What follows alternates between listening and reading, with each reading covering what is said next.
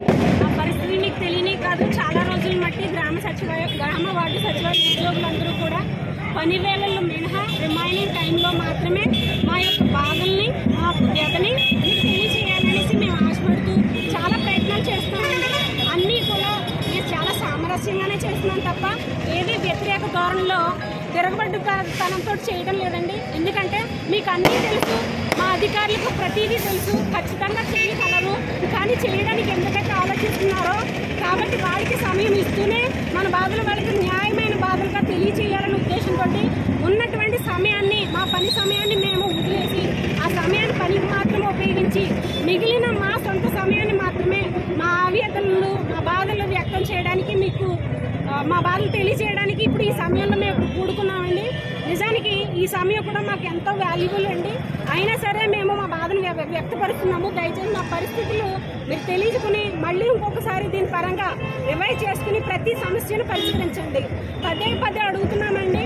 పని వేళల్లో మాత్రమే మేము పని చేయడానికి సిద్ధంగా లేము. మిగిలిన పనిలో కూడా చాలా వరకు అవసరమైనప్పుడు ముందు టైంకి వస్తున్నాం. ఉదాహరణకి పెన్షన్ టైంలో, అలాగే అవసరమైనప్పుడు తప్పనిసరిగా వస్తామండి. కానీ అవసరం ఉన్నా లేకపోయినా పనిని మించి, వేళను మించి ముందు వెనక పని చేయమంటాం.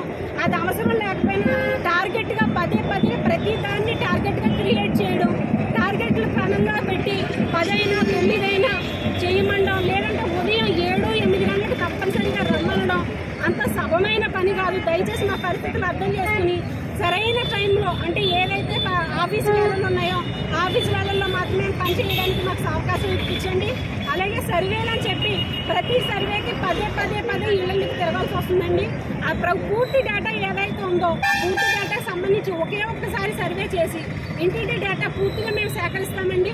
సేకరించిన డేటా అనుసరించి ప్రతి సర్వే చేయడానికి అనుకూలంగా మాకు అవకాశం కల్పించండి. మేము ఇంటింటికి వెళ్ళమని అంటలేదు, ఒక్కసారి వెళ్తే సరిపోతుందండి. నిజానికి ప్రతి సర్వేలో ఒక్కసారి ఫోన్ నెంబర్ అప్డేటేషన్ అని, ఒక్కసారి కరెంట్ మీటర్ అప్డేటేషన్ అని, ఒక్కసారి కౌశల్ సర్వే అనేసి ఇలా విడివిడిగా సర్వేలు కాకుండా పూర్తిగా డేటా తీసుకుని ఏదైనా సర్వేని కంప్లీట్ చేయండి. అలాంటి దాంట్లో ఒక్కసారి మాత్రం వెళ్ళడానికి ఇబ్బంది ఏం లేదండి. లేదా ఇయర్లీ 2-3 సార్లు వెళ్తాం. పదే వెళ్ళడం అన్నది, వెళ్తూ మిగిలిన పనులకు పూర్తి చేయడం అన్నది, దాంతోపాటు మా డిపార్ట్మెంట్లు వర్క్లు కూడా కంప్లీట్ చేయడం అన్నది, దాంతోపాటు మీరు ఇచ్చిన టార్గెట్లే మేము పూర్తి చేయడం అన్నది పూర్తి అవడం లేదండి. చాలా ప్రెజర్ ఫీల్ అవుతున్నానండి. ప్రతి ప్రజలు మీకు చెప్పితే అర్థమవుతుందన్న ఉద్దేశంతో ఈ సమయాన్ని మేము ఉపయోగించుకుని మీకు చెప్తున్నాము. దయచేసి అర్థం చేసుకోండి.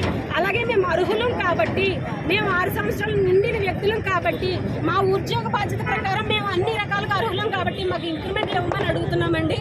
అలాగే ప్రమోషన్ ఛాలెంజ్ కూడా మేము అర్హులము. అన్ని రకాలుగా మేము పూర్తయి ఉన్నాము. కొంతమందికి ఇచ్చి కొంతమందిని ఇంకా అలా అట్టే పెట్టారండి. ఆ విషయంలో కూడా మీరు దయచేసి చొరవ తీసుకోగలరు, మీ వల్ల అవుతుంది. కాబట్టి దయచేసి ఆ విషయంలో కూడా తొందరగా చొరవ తీసుకుని మాకు జరగవలసిన న్యాయాలను మాకు జరిగించి మాకు ఇవ్వాల్సినటువంటి నేషనల్ ఇంక్రిమెంట్స్ కానీ, డిఏలు కానీ, ప్రమోషన్స్ కానీ దయచేసి ఇప్పించండి.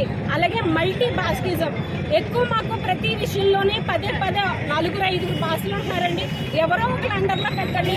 లేదంటే మాకు సంబంధించినటువంటి శాఖకి మమ్మల్ని బదలాయిస్తారని చెప్పారు.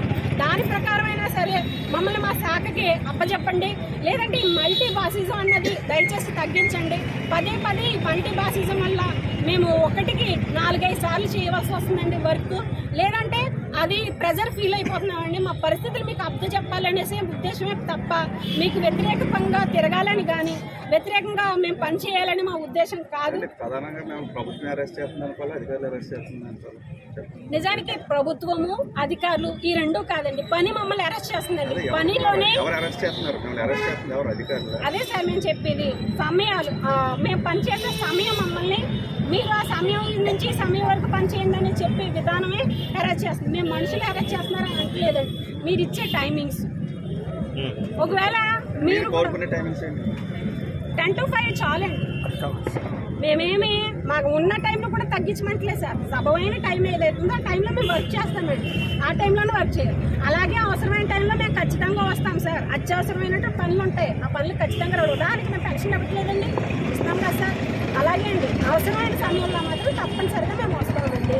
అలాగే అందరూ వస్తారు, మేము వస్తాం. కానీ అనవసరమైన విషయాలు కూడా కొన్ని ఉంటున్నాయి సార్. పదే రావాల్సి వస్తుంది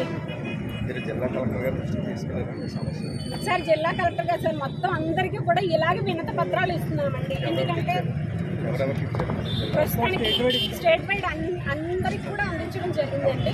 కింద స్థాయి నుంచి కలెక్టర్ స్థాయి వరకు అందరికి అందించారు.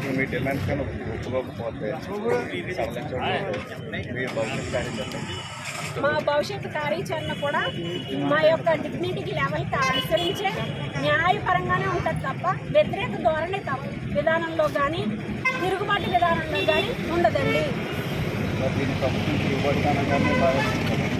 వాళ్ళకి కూడా తెలుసా నిజానికి మేము పనిచేస్తున్న ఆందోళన చాలా రోజుల నుంచి చేస్తున్నాం.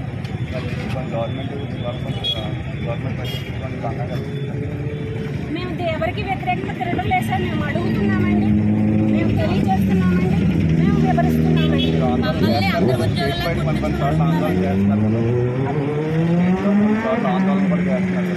కొన్ని చోట్ల ఆందోళన చేసే టైంని కూడా ఒకసారి మెన్షన్ చేసుకోండి సార్. ఆఫీస్కి టైమింగ్స్ ముందు వెనకాల ఏ రోజు కూడా ఏ పనిని ఆపేసి చేయటం లేదండి. సో దాన్ని కూడా మీరు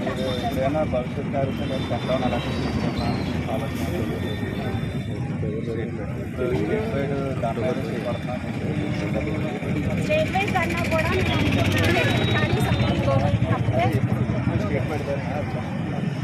భవిష్యత్తులో 10వ తారీఖున